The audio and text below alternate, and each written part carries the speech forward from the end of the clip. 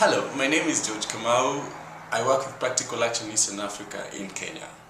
Turkana is one of the largest districts in Kenya that is on the northern part of the country. It is one of the driest districts that has a population mainly made of nomadic pastoralists, and the mainstay is on livestock. Turkana has about 600,000 pastoralists according to the Kenya National Census in 2009. But this is projected to be going up and in about the next 10 years we're talking of a 10% increase in the number of people living in Karamoja cluster.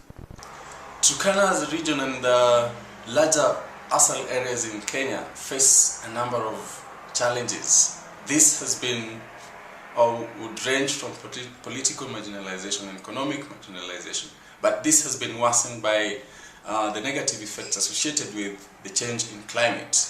This has worsened the predicaments of the residents, and as a matter of fact, water and other natural resources have been diminishing at an alarming rate.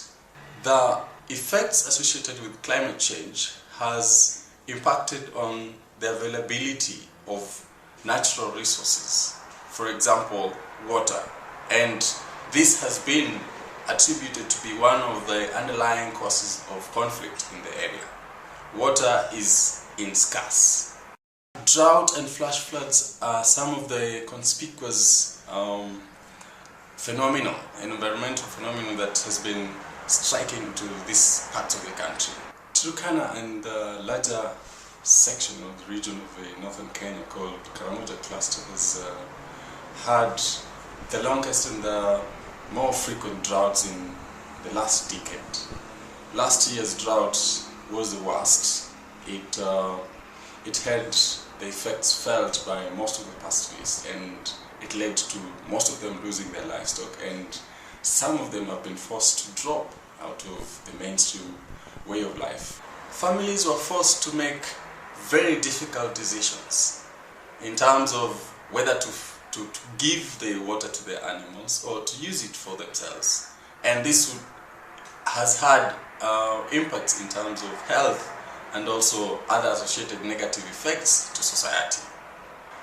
Most times the residents would choose to just have a meal per day.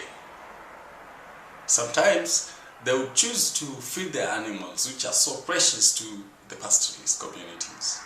And that would mean that other family members would have to make do with very little amounts of water that's being given to them by somebody responsible about the water. Sometimes there were terrible decisions. If the man of the house would choose to give the animals water, that would mean the children and the other members of the family would have to walk for the other 3 hours to go and get something for themselves. The distances and the time used to fetch water had a very negative effect on the girl child, because this, according to the patriarchal community, the pastoralists, would mean that the girl child would be forced to drop out of school.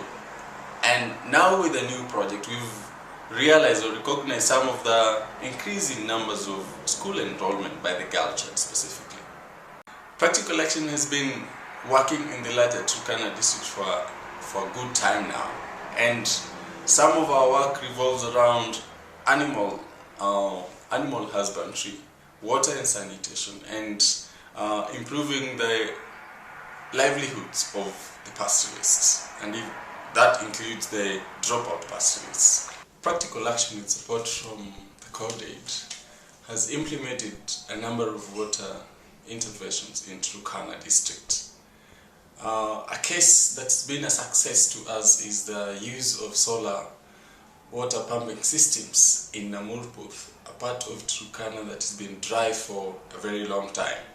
Here, Practical Action drilled a borehole that was connected to a pump that's powered by about 10 solar panels. This pumps the water to a water reservoir on a raised ground and from the water reservoir there is a water pipeline system that supplies water by gravity to the homesteads and community points at the center.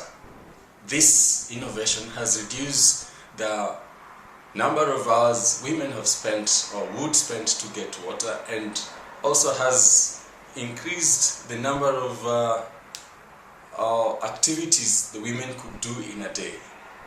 It's gone further to make sure that the women can spare time to get involved in other income generating activities. And one particular item on this is their innovativeness to develop or establish kitchen gardens, where they now grow vegetables, they now grow pumpkins, they now grow a number of cereals that they sell to their neighbors and they as well as use amongst themselves. There is a great difference to the community. The reduction in the number of cases reported on waterborne diseases. The other thing is the reduction in terms of time and distance that the women have to use to get water for themselves and water for their animals. Like, for example, for the women in Namulpo, they've had extra time to extend the land under cultivation for aloe vera, and this has translated into the increase in the products, which also gets them to have an extra amount of money from the sale of the products. The extra earnings from the different projects the women engage in have been used more to get more food supplies for their families.